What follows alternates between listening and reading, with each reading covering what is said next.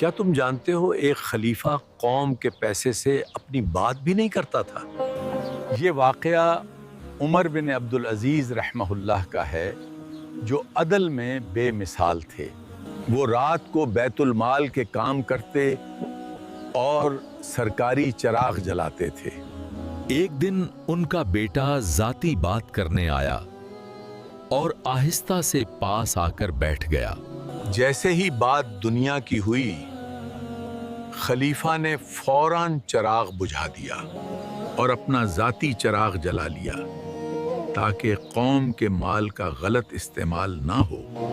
بیٹا حیران ہو کر بولا، ابا جان، چراغ کیوں بدل دیا؟ فرمایا، پہلا چراغ مسلمانوں کے پیسے سے جل رہا تھا اور تمہاری بات ذاتی تھی۔ میں قوم کے مال سے اپنا کام نہیں کر سکتا۔ جو امانت کا حق ادا کرے، اللہ اسے عزت کے مقام پر پہنچا دیتا ہے۔